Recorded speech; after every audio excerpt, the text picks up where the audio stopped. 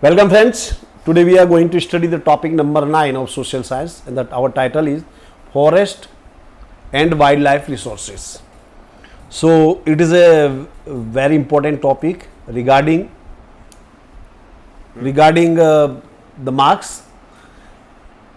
So at the beginning of the video I humbly request you to subscribe the channel and share it maximum and watch the complete video, and if you like leave your comments. सो अभी corona में जब oxygen का crisis आया था, then we realize what is the importance of oxygen. जब लोग एक एक ऑक्सीजन के जो सिलेंडर था उसके लिए दौड़ रहे थे, at that time we realize the importance of the trees and forests. But what after that हम सब चीज़ों को भूल गए. So we human beings are very selfish. उसी कारण दूसरी प्रॉब्लम्स आ रही हैं, उसी कारण ग्लोबल वार्मिंग की प्रॉब्लम आ रही है. So what you have to do कि हम इस टॉपिक को नॉट ओनली एग्जाम पर्पज से सीखेंगे, but we have to implement this rules and the principles and ethics in our life. Okay, तो जो trees are very important for us. Tree का मतलब, फॉरेस्ट का मतलब क्या होता है? फॉरेस्ट का मतलब होता है bunch of accumulation of trees, scrubs, heaps of grass. ये सब चीजों को हम क्या बोलते हैं? Forest. In natural vegetation, only the vegetation is included which can be raised naturally without the natural vegetation. इसको याद रखो. नेचुरल वेजिटेशन यानी वो वेजिटेशन जो ऑन इट्स ऑन अपने आप उगाता है, इसको वर्जिन वेजिटेशन भी कहते हैं. इसके लिए कोई अटेम्प्ट नहीं करना पड़ता है. जंगल है, जंगल में जो पक्षी हैं, बर्ड्स एंड एनिमल्स हैं, वो डिफरेंट टाइप ऑफ फूड्स को खाते हैं, सीड्स को यहाँ वहाँ फैला देते हैं, and when there is rainfall the tree grows up, पेड़ उगाता है. It is known as virgin vegetation. Now such vegetation in India is available only in Himalaya and Sundarban and remote areas of the desert. Thar का जो desert है, थार का desert जो है वो राजस्थान में है. अब ऐसे तो वर्जिन वेजिटेशन हमको कहाँ देखने को मिलता है? इन हिमालय, क्योंकि हिमालय में तो कोई भाई जाएगा नहीं पेड़ उगाने के लिए, तो वहाँ पे अपने आप पेड़ उगते हैं, and it is called virgin vegetation. Now we will study the types of the forest. जो फॉरेस्ट है उसको क्लासीफाई किया गया डिफरेंट टाइप ऑफ ग्रुप्स में. तो पहले हम देखेंगे on the basis of administration. पहला है reserve forest. What is reserve forest? Such forests are under the control of the government directly. Here there is restriction on lumbering, collection of the woods or for pasturing. अब यहाँ पे क्या कर सकते, देखिए ये जो रिजर्व फॉरेस्ट होता है ये पूरा गवर्नमेंट के अंडर में आता है. यहाँ पे आप खेती नहीं कर सकते हो, लकड़ी नहीं काट सकते हो, और पशुओं को आप चरा नहीं सकते हो. Protected forest. These forests are looked after by the administration. Local people are permitted to collect the woods and to graze their animals without causing any harm to the trees. ये फॉरेस्ट है, ये state government के under में आते हैं, तालुका पंचायत के under में आते हैं. इसमें क्या होता है कि लोकल एडमिनिस्ट्रेशन होता है, और वहाँ के जो लोकल लोग होते हैं वो अपने पशुओं को यहाँ पे चरा सकते हैं. और जो वुड्स है, वुड्स भी उसके लिए वो पेड़ नहीं काट सकते. जो पेड़ कट गया है एनी हाउ, किसी भी तरह से टूट गया है, उसको सूख गया है, तो उसका वो लोग अपने एज ए फ्यूल उसको यूज कर सकते हैं, फायरवुड के रूप में उसका उपयोग वो कर सकते हैं. Unclassified forest. These forest are still not classified. There is no restriction on free felling और ग्रेजिंग. अब ये जो unclassified forest, they are very dense, बहुत ही डेंस होते हैं. यहाँ पे कोई जाना में बहुत तकलीफ होती है. गवर्नमेंट यहाँ पे एडमिनिस्ट्रेशन नहीं कर सकती है. They are so dense. यहाँ पे आप जो लोग हैं वो पेड़ काट सकते हैं और पशुओं को चरा सकते हैं. अब सेकंड टाइप है, ये जो देखो दोस्तों, ये मैंने जो बताया classification of the trees on the basis of the administration, ये 2 मार्क्स में पूछा जाता है. तो आपको ये डेफिनेशन भी याद रखनी, इसको लिख के तैयार कर लेना. Okay, next is classification of the forest according to ownership, administration and management. मालिकी के आधार पे. तो पहला है स्टेट फॉरेस्ट. सेंट्रल और state government control such forest. Most of the forest are of the country fall under this category. State forest जो होता है इसको ये सीधा गवर्नमेंट के अंडर में आता है, इसमें सेंट्रल गवर्नमेंट अथवा स्टेट गवर्नमेंट के अंदर में आता है, कंट्रोल में आता है। अपने ज़्यादातर फॉरेस्ट है इसके अंतर्गत आते हैं। कम्युनल फॉरेस्ट, तो ऐसा होता है बहुत सी जगह पे कि जो ग्राम पंचायत है, म्यूनसिपालिटी है या गांव के लोग हैं, इस तरह के जो फॉरेस्ट है उनको लुक आफ्टर करते हैं, उनकी केयर करते हैं। They grow the trees and they use them according to their needs. पेड़ों को उगाते हैं, फिर अपनी जरूरत के हिसाब से उनका उपयोग करते हैं। Private forest, such a forest is owned by individuals. Such forest are found in Odisha, Meghalaya, Punjab and Himachal Pradesh. ये आपको याद रखना है। प्राइवेट फॉरेस्ट जो होते हैं प्राइवेट ओनरशिप में आते हैं। यहाँ पे जो व्यक्ति, जैसे आज बहुत समय पहले से उन्होंने उस ज़मीन पे अपना अधिकार जमा लिया था या उनके अंडर में आते थे, तो वहाँ पे वो लोग वो पर्टिकुलर इंडिविजुअल व्यक्ति की ओनरशिप के अंतर्गत आते हैं। ये फॉरेस्ट कहाँ पे हैं? In Odisha, Meghalaya, Punjab and Himachal Pradesh. Some of these forest are haphazard condition और some of them are totally barren. अब देखिए ये प्राइवेट फॉरेस्ट है तो वहाँ पे वो लोग बरोबर देखभाल नहीं कर पाते। सीधी वस्तु है, जो फॉरेस्ट है उसको केयर करने के लिए काफ़ी मेहनत लगती है, काफ़ी पैसा लगता है। तो जो प्राइवेट लोग हैं, जो इंडिविजुअल लोग हैं, they can not do that. तो क्या होता है कि ये जो फॉरेस्ट हैं ये इतने बरोबर नहीं होते। यहाँ पे बहुत सी अव्यवस्था देखने को मिलती है। ज़्यादातर जो पेड़ है वो सूख गए हैं। अब है डिफॉरेस्टेशन। डिफॉरेस्टेशन यानी cutting down of the trees, destruction of the forest, destruction of the forest. यानी कि पेड़ों को हम जो काट रहे हैं उसके कारण ग्लोबल प्रॉब्लम्स आ रही है, इसको हम कहते हैं डिफॉरेस्टेशन। आपने अभी जैसे आप लोगों ने देखा होगा कि अब बरसात में कैसा होता है कि अब जो पूरा जो सीजन है वो चेंज हो गई है। जो रेनफॉल है, मानसून है, कभी भी आता है कभी भी चला जाता है। ढेर सारी बारिश होती है एक बार। और टेम्परेचर भी, the temperature is also increasing day by day because of the deforestation. Impact of the deforestation, the impact of deforestation is wide spread. The quantity of carbon dioxide increase in the atmosphere. तो इसके कारण सबसे बड़ा इसका problem है global warming. देखिए ये हमारा नॉर्थ पोल है, ये हमारा साउथ पोल, ये अपना ग्लोब है north pole and this is south pole. तो क्या होता है, the temperature is increasing day by day. उसका रीजन क्या है कि जो CO2 है वो बढ़ रहा है। CO2 क्या करता है? CO2 जो गैस होती है हीट को एब्जॉर्ब कर लेती है। सो बिकॉज ऑफ दिस ये जो पोल्स है ना, north pole and south pole, यहाँ की जो आइस है वो मेल्ट हो रही है। अभी आप लोगों ने टीम देखा होगा कि जो बहुत सारे ग्लेशियर हैं दे आर मेल्टिंग। ग्लेशियर पिघल रहे हैं तो उनका पानी कहाँ आएगा? समुद्र में। In future it is said near about in 2090 Bombay पूरा समुद्र में चला जाएगा, बांग्लादेश पूरा समुद्र में चला जाएगा, श्रीलंका पूरा समुद्र में डूब जाएगा। जो लंदन शहर, जो मीन टू से जो भी कोस्टल एरियाज हैं दे विल बी ड्राउन्ड, वो समुद्र में सब डूब जाएंगे। And who is responsible for this? We the human beings. अब ह्यूमन बींग्स इसके लिए जिम्मेदार है।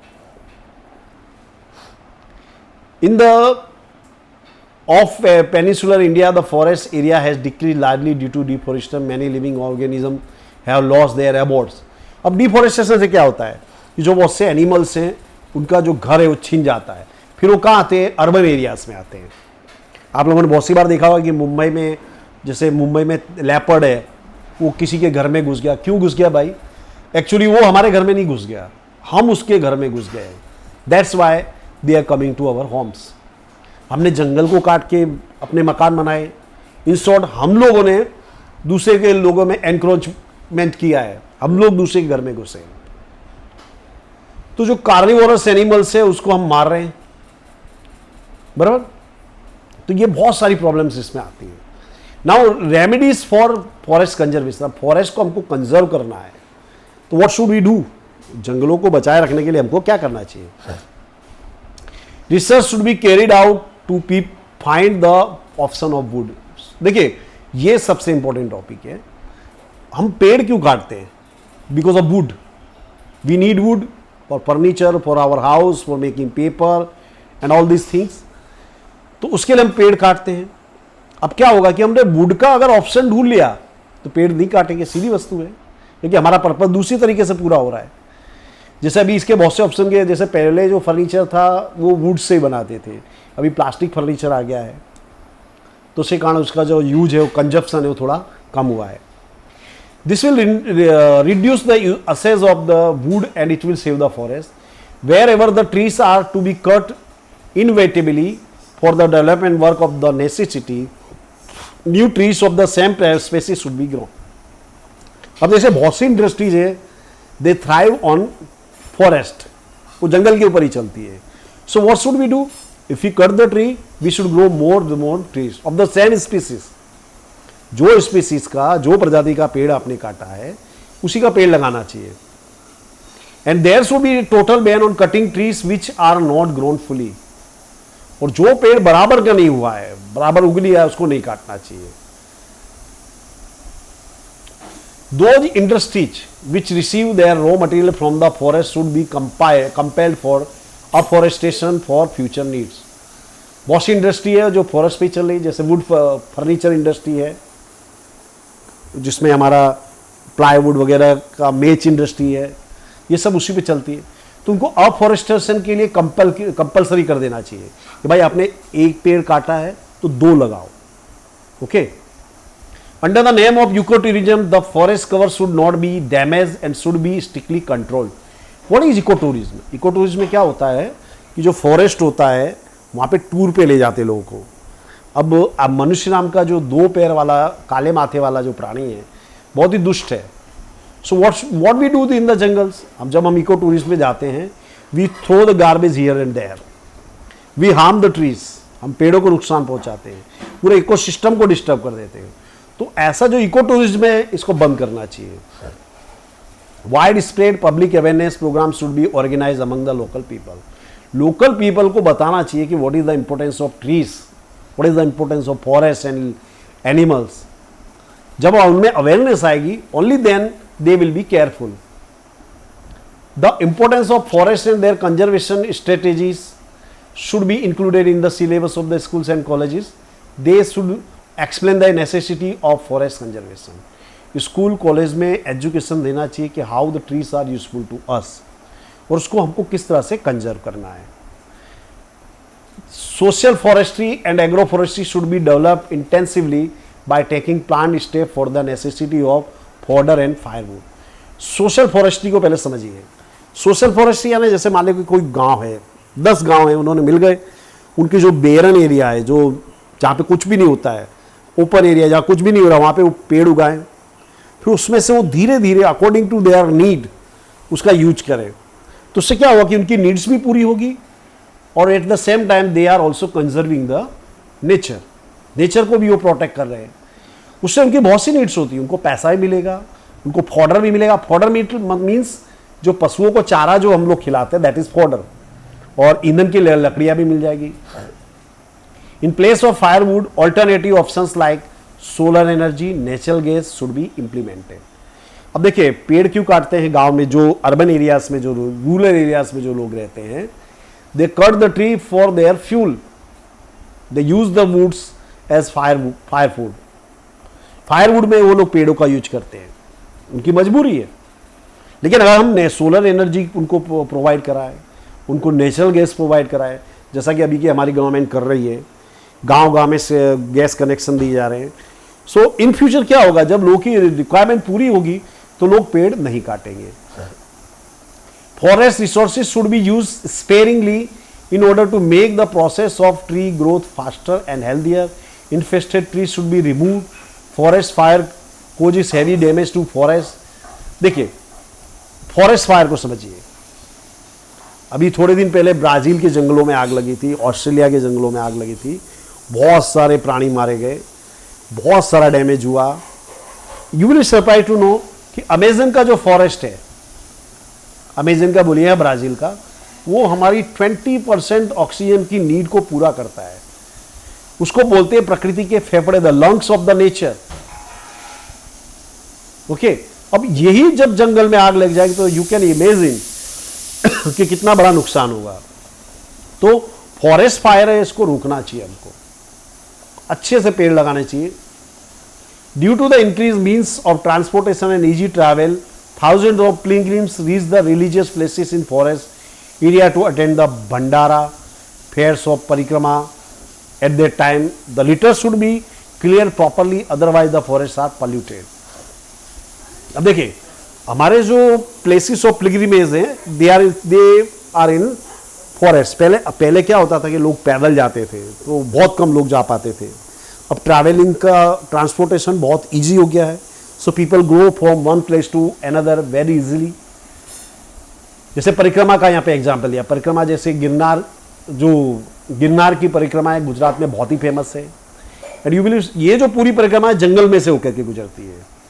सो आपकी जो आस्था है बहुत अच्छी बात है, आस्था होनी चाहिए, जो यात्रा कर रहे हैं धार्मिक यात्रा होनी चाहिए, लेकिन एट द सेम टाइम हमको क्या चाहिए करना चाहिए कि जो किसी भी तरह की गंदगी नहीं होनी चाहिए, हमको फॉरेस्ट को किसी भी तरह से नुकसान नहीं पहुंचाना चाहिए। In area should be demarcated and reserve for animal pasture. अब देखिए, जैसे कोई जगह है जहाँ पे एनिमल का पास्चरिंग के लिए उपयोग करते हैं, तो उसके लिए हमको एक एरिया रिजर्व कर देना चाहिए, जिससे क्या हो कि गांव वाले किसी मजबूरी में जंगल में ना जाए। ओके, सो अगर हम ये सब स्टेप्स लेते हैं, then we can conserve the forest. Wild life diversity, there is a large diversity in climate and physiography in India. India की बात करें तो आप हिमालय से चले आइए साउथ तक, हिमालय में चारों तरफ बर्फ़ ही बर्फ़ है, वहाँ पे अलग तरह के पेड़ हैं, अलग तरह के एनिमल्स हैं। आप साउथ में आओगे तो वहाँ बहुत ही गर्मी होती है, वहाँ अलग तरह के पेड़ है, अलग तरह के। आप थार के डेजर्ट में जाओगे तो वहाँ पे भी अलग तरह के एनिमल्स है, अलग तरह की ट्रीज है। इन शॉर्ट इंडिया में each and every type of season है, each and every type of animals हमको देखने को मिलते हैं। Due to this geographical diversity, a large variation in seen among the insect, birds, animals and vegetation. तो ये जो हमारे यहाँ जो वेराइटी है, जो जियोग्राफिकल डाइवर्सिटी है, उसके कारण हमारे यहाँ different type of insects, birds, animals, vegetation देखने को मिलता है। There are about 15 lakh species of animal birds in the world. 15 lakh species है बर्ड्स एंड एनिमल्स की पूरे वर्ल्ड में। आउट ऑफ दिस, ये फिगर याद रखना, 81,251 species are found in India. India stands 12th, ये भी फिगर याद रखना, in the world terms of biodiversity. Biodiversity के मामले में हमारा 12th रैंक है। Animals from Asia, Europe and Africa, ये भी याद रखना। एशिया, यूरोप, अफ्रीका के जो एनिमल्स हैं इंडिया में मिलते हैं। अफ्रीकन झराक, European wolf, wild goats, Kashmiri deer, elephants and gibbons, ये सब हमको इंडिया में देखने को मिलते हैं। The biodiversity of India includes black bear, काला भालू, one horn rhino, it is found in Assam, deer, different type of snakes, peacock, घोराड़, हॉक, किंगफिशर, फ्लैमिंगो, ये दीज आर बर्ड्स, ये हमारे इंडिया में देखने को मिलते हैं। द स्नो लेपर्ड, ये वाइट कलर का होता है leopard, it is found in Himalaya. The red panda, it found at the same altitude. देखिए, ये याद रखना, ये दो याद रखना है, द स्नो लेपर्ड और रेड पांडा, लाल पांडा, ये क्या मिलते हैं हिमालयन रीजन में।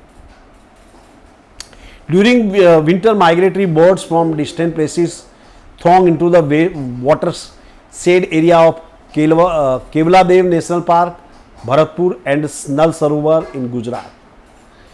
क्या होता है कि जब विंटर सीजन होता है हमारे देश में, तो यूरोप से और दूसरे अदर कंट्रीज में से बहुत से बर्ड्स हैं, वो माइग्रेट करके यहाँ पर आते हैं। Sea turtles come to lay eggs among the sandy coast of Odisha. Orissa में जो टर्टल्स है वो अंडे देने आते हैं। Indian python, various snakes and king cobra are found in the southern rain forest. देखो, इंडियन पाइथन, स्नैक, कोबरा, ये सब इंडिया में पाए जाते हैं। Wild life on extinction. अब देखिए, पहले क्या था, बहुत सारे वाइल्ड एनिमल्स थे, फिर जैसे जैसे हमने एनक्रोचमेंट किया, हमने जंगल में जाना शुरू किया, तो उसके कारण क्या हुआ कि बहुत सारी समस्याएं आई। एनिमल्स जो हैं उनका नंबर्स इंक्रीजन हो रहा है, बहुत से तो एक्सटिंक्ट लेवल पर पहुंच गए, यानी वो खत्म होने की कगार पे पहुंच गए। Today many wild life animals in the world are on the verge of extinction, यानी खत्म होने की कगार पर पहुंच गए। Tigers were found throughout India during last century.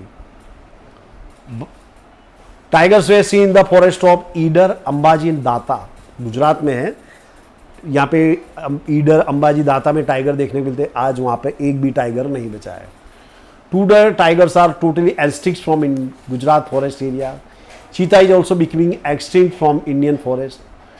Tiger तो गायब हो गए, चीता भी गायब हो रहा है। Many bird species which were very easily seen in India forest are now hardly seen, बहुत से बर्ड्स थे वो भी गायब हो गए। Some of them like vulture, duck, pink throat, नीले पीले गर्दन वाली बतख, वल्चर यानी गिद्ध, क्रेन्स, आउल, उल्लू, ये सब खत्म होने की कगार पर पहुंच गए। जैसे उल्लू है, इसको मारा जाता है, इस बहुत सा मैजिक, ब्लैक मैजिक बोलते, काला जादू, वो करने के लिए उल्लू को मारा जाता है। चिलोत्रो bird once wide spread in Arunachal of north east is not seen so easily. चिलोत्रो एक बर्ड होता है, ये अरुणाचल में देखने को मिलता है, अब देखने को नहीं मिलता है। There is a danger of survival और टू द एलिगेटर्स, एलिगेटर जिसे हम घड़ियाल कहते हैं, of the fresh waters of river of Ganga, river dolphin, जो एलिगेटर है घड़ियाल, वो खलास होने, गंगा रिवर में डॉल्फिन पाए जाते हैं, वो भी खलास होने के कगार पे पहुंच गए। The number of sea turtle approaching the coast of Odisha and Gujarat is constantly decreasing. पहले ओडिशा और गुजरात के सी कोस्ट पे बहुत से टर्टल्स आते, टर्टल हैं कछुए, तो अब ये जो थे ये उनकी संख्या है वो धीरे धीरे कम हो रही है। वाटर फाउल, जल बिलाड़ी बोलते हैं हम जिसे, once found frequently in Narmada, Tapi and Mahi and Sarmati rivers of Gujarat almost extinct. जल बिलाड़ी बोलते हैं, एनिमल था ये, नर्मदा, तापी, मही नदी में देखने को मिलता है, पूरी तरह से गायब हो गया है। Reasons for the destruction of wild life, अब वाइल्ड लाइफ को जो खलास हो गया उसका कारण क्या है? Due to the human interference in the grass land and in the water land of the forest, the natural habitat of wild animal is put in danger. तो ह्यूमन का इंटरफेरेंस बढ़ गया है, जिसके कारण क्या हुआ है कि एनिमल्स की जो संख्या खतरे में पहुंच गई है। Destruction of forest is the main reason responsible for natural imbalance. हमने जो पेड़ों को काटा ये इसके लिए सबसे जिम्मेदार कारण है। It's final impact is the reduction in the number of the wild animals. और हम पेड़ों को काट रहे हैं, इसके कारण क्या हो रहा है कि जो एनिमल्स है उनकी जो संख्या धीरे धीरे कम हो रही है। Hunting the animals to obtain hair, skin, bone, horns, nails is also responsible. बहुत से प्राणियों को उनके बालों के लिए मारा जाता है, जैसे शेर है, बाघ है, उनकी स्किन के लिए, बोन्स के लिए, हाथी को उसके जो टस्क होते हैं, उसके दांत होते हैं, उसके लिए मारा जाता है। जो राइनोसोर होता है उसको उसके हॉर्न के लिए मारा जाता है। वाघ को उसके नाखून के लिए मारा जाता है। बहुत सारे रीजन्स है कि हम we kill the animals for our selfish purposes. The over-exploitation of forests made by man for his greedy motives, such as road, multi-purpose projects, mining minerals, expansion of new settlementary or cities, display the wild animals. अब क्या हो रहा है कि हमने forest का exploitation शुरू किया है, किसके लिए? रोड बनाने के लिए, मल्टीपर्पज प्रोजेक्ट्स यानी डैम वगैरह बनाने के लिए, माइनिंग के लिए, तो सिटी को एक्सपांड करने के लिए। तो इसके कारण क्या होता है कि बहुत से जो वाइल्ड एनिमल्स हैं उनको एक जगह से दूसरी जगह जाना पड़ता है। Forest lands are being encroached for grass, fuel और फॉर ग्रेजिंग। जो फॉरेस्ट लैंड में हम लोग क्यों जाते हैं? ग्रास के लिए, फ्यूल के लिए, प्राणियों को चराने के लिए। The forest fire angles many species. जंगलों में जब आग लगती है तो बहुत से एनिमल्स मारे जाते हैं। When the forest fire occurs at the time of rearing the young ones of the birds और hatching the eggs, it creates a negative impact on the numbers of wild animals। और मान लो कि कोई forest में fire लगी, वो समय कौन सा है कि जब जो एनिमल्स से they are hatching their eggs, बच्चे अभी अंडे में हैं या फिर उड़ना नहीं सीख पाए, तो उसके कारण क्या होता है? बहुत बड़ी संख्या में नुकसान होता है। Due to the loss of their natural habitat, many animals without any aboard come to there into inflict with the man and sometime even loss their lives. तो नेचुरल हैबिटेट जब हम प्राणियों का छीन लेते हैं तो क्या होता है? बहुत से जो एनिमल्स हैं ये हमारे सिटीज़ में आ जाते हैं, हमारे घरों में आ जाते हैं, तो हमारे बीच में कॉन्फ्लिक्ट होता है, और स्वाभाविक है इस कॉन्फ्लिक्ट में कौन जीतेगा? मनुष्य नाम का 2 पैर वाला प्राणी। हंटिंग टू प्रोक्योर बायोमेडिसिन्स और things which make perfume also bring the species on the verge of the extinction. बहुत से एनिमल्स हैं, उनका डेड बॉडीज का, उनकी बोन्स का बायोमेडिसिन में यूज करते हैं।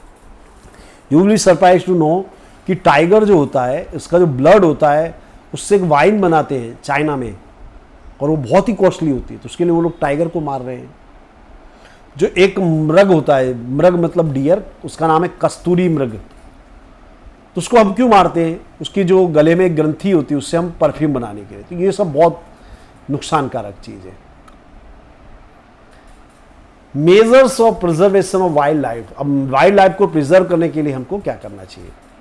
It is necessary to change our attitude and perception toward the forest. हमको हमारा एटीट्यूड और परसेप्शन बदलना चाहिए। We consider it as a source of unlimited income. उसको हमने हमारे बाप की जागीर मान ली है, उसका हम शोषण, एक्सप्लॉयटेशन करते जाते हैं, which is a mistake. It must be preserve, only then the natural habitats of wild life can be saved. अगर हम उसको प्रिजर्व करेंगे तो ही हम एनिमल्स को प्रोटेक्ट कर सकते हैं।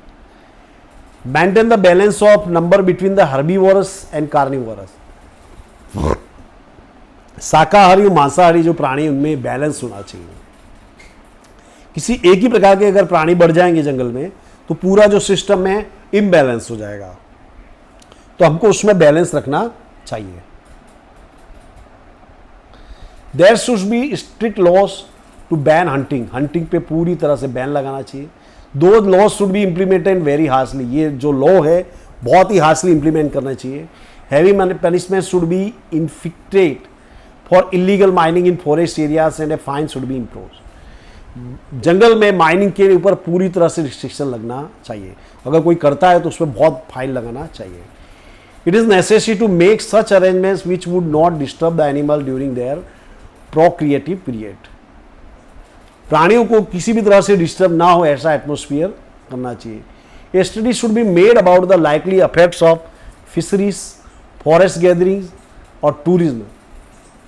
तो फॉरेस्ट में जो अलग अलग एक्टिविटीज, जैसे फिशरी से मछली पकड़ना है, फॉरेस्ट में से हम गम है, गोंद है, हनी है, इसको कलेक्ट करते हैं टूरिज्म में, तो इसका फॉरेस्ट पे क्या इम्पैक्ट पड़ता है, इसको हमको स्टडी करना चाहिए। और उस स्टडी के बाद हमको ये जो एक्टिविटीज़ को आगे चलाना है या नहीं चलाना है तो कैसे चलाना है, वो सब डिसीजन लेना चाहिए। Program should be arrange to bring wide spread awareness in the society. Society में अवेयरनेस लाने के लिए प्रोग्राम्स करने चाहिए। If the wild life protection force is inactive then pressure should be brought on them and this work should be given priority. अगर wild life protection है, inactive है, तो उन पर प्रेशर लाना चाहिए। अब है वाइल्ड लाइफ प्रोटेक्शन स्कीम। हमको देखे, मनुष्य नाम का जो प्राणी है वो वाइल्ड लाइफ को डिस्टर्ब कर रहा है, तो उसको बचाने के लिए सरकार ने बहुत सारे स्कीम्स लाई हैं। उसमें पहला है tiger project. As per one estimate there were more than 40,000 tigers India in beginning of 20th century. 20th century में 40,000 टाइगर थे।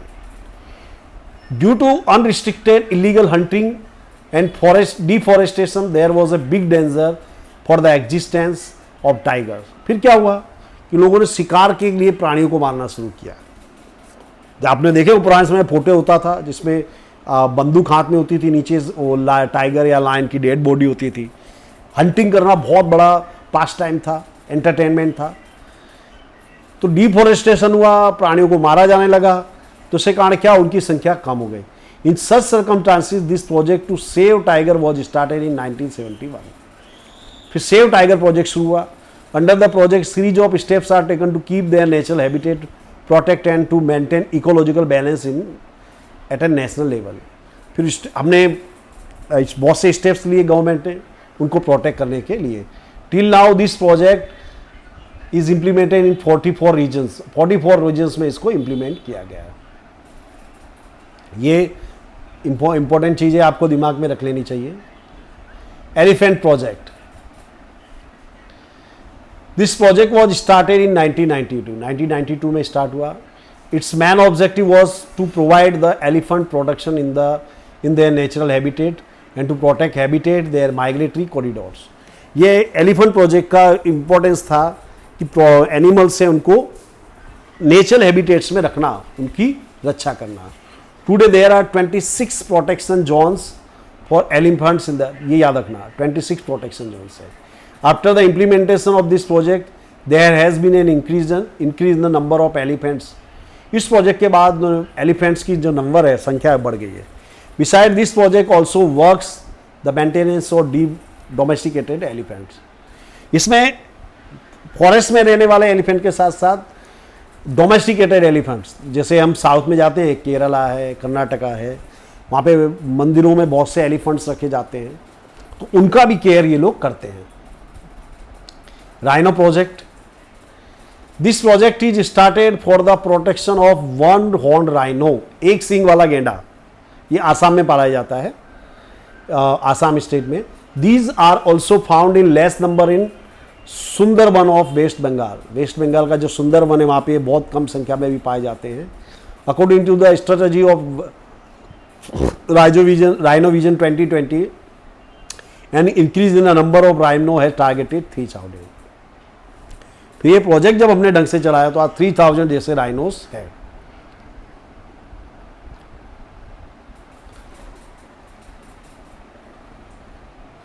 Vulture project. अभी आप लोगों ने देखा होगा वल्चर, जिसे हम गिद्ध कहते हैं, ये देखने को नहीं मिलते हैं. क्यों नहीं देखने को मिलते हैं, कमेंट बॉक्स में लिखिएगा. ये जनरल नॉलेज की बात है, ये you must know it. Vulture is the cleanliness worker of the nature. ये कुदरत के सफाई कामदार हैं. It eats the meat of dead animals. Dead, जो जैसे गांव में क्या होता है, गांव में या शहर में गाय भैंस ये प्राणी मर जाते हैं तो इनको जंगल में छोड़ देते हैं. तो अगर इनको ऐसे ही छोड़ दे तो बहुत सी बीमारी फैलेगी. लेकिन क्या करते हैं, जो वल्चर से इनको खा लेते हैं. So they protected from many disease. There are 9 sub species of vulture of India. India में 9 स्पीसीज हैं वल्चर की. Due to the unusual decrease in its number, this project was started in 2004. Snow leopard project. This species which is found at an altitude of 3000 meters in Himalaya lives in snow only. ये जो है snow में ही रहता है, हिमालय पे. This project was started in 2000 with the purpose of increase the knowledge about snow leopard among the local people, so the people would be aware to protect. तो ये project चलाया गया था कि ये जो उनको लोगों में अवेयरनेस आए और वो उनको प्रोटेक्ट करें. Besides these other projects which are operational in including Kashmiri Hangul project, Red Prada project, Manipur Tamil project for the special species of deer found in Manipur, Ganga Dolphin project on Ganga Brahmaputra reverse. ये दूसरे projects हैं जो सरकार चला रही है. Century के बारे में हम पढ़ेंगे. What is century? हिंदी में कहा जाता है अभयारण्य. Sanctuaries, national parks and bio reserves are establish for the protection of wild life. देखिए, sanctuary, national park and bio reserve park ये किस लिए बनाए जाते हैं? वाइल्ड लाइफ को प्रोटेक्ट करने के लिए. All these 3 words sound like synonyms but there is some difference. ये तीनों वर्ड्स आपको सेम दिखते हैं लेकिन थोड़ा सा डिफरेंस होता है. पहले सेंचुरी के बारे में पढ़ेंगे. Human activities are permitted within certain limit. यहाँ पे थोड़ा रिस्ट्रिक्शन के अंतर्गत ह्यूमन की एक्टिविटीज को अलाउ किया जाता है. Domesticated animals can be allowed to graze after due permission from the authorities.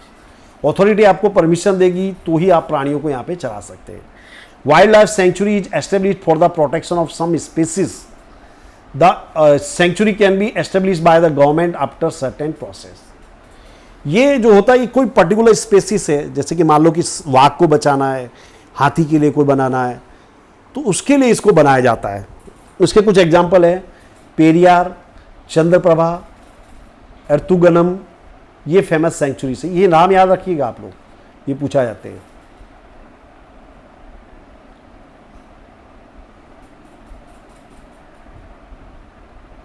National park compare to the national sanctuary this is more protected. Sanctuary के बदले ये ज़्यादा प्रोटेक्शन रखा जाता है. More than 1 ecosystem included here. यहाँ एक से ज़्यादा इकोसिस्टम होता है, यानी यहाँ पे जंगल भी हो सकता है, नदी भी हो सकती है, तालाब भी हो सकती है, सब इसके अंतर्गत आ जाता है. There is a complete ban on grazing, यहाँ प्राणियों को बिल्कुल नहीं चलाया जा सकता है। It is not centre around one species as it is in a sanctuary. यहाँ पे खाली एक ही स्पेसीज के लिए नहीं होता है, यहाँ पे बहुत सारी स्पेसीज को इंक्लूड कर सकते हैं। It is establish through the coordination of state and centre, central और स्टेट गवर्नमेंट मिलकर इसको चलाती है। Kaziranga, Corbett, Velavadar, marine national park, Gir, Dachigam, it is in Kashmir, ये सब नेशनल पार्क है। बायो रिजर्व जोन, तो it is formed according to the international norms. The purpose is to protect the physical and cultural diversity of a region. Beside the vegetation, insect and land of that area, the life of the people living there is also protect. यानी bio reserve zone में सब चीज़ों को protect किया जाता है, जो भी एनीथिंग, जो भी नेचर, सबको प्रोटेक्ट किया। वहाँ के वेजिटेशन, इंसेक्ट, वहाँ के जो लाइफ स्टाइल है लोगों का, उसको भी मेंटेन किया जाता है। Special arrangements are created for research and training about bio reserves. In such proclaimed area, all external humanities movements are totally restricted. The average area of the such zone is larger than 5,000 square kilometer. 50,000 square kilometre से ज़्यादा बड़ा area होता है। यहाँ पे example देखिए, Nilgiri, gulf of Mannar, तो ये सब देखने को मिला। दोस्तों यहाँ मैं अपने वीडियो पूरा कर रहा हूँ। I am sure you have enjoyed this topic. तो what you have to do, इसको एक दो बार देखिए वीडियो को आप, तो आपको आइडिया आएगा, और इसको लिख करके आप लोग तैयार कीजिएगा। इसके बाद आप डाइजेस्ट पढ़िए, आपको ताउम्र ये टॉपिक याद आएगा। Thank you very much friends, have a nice day.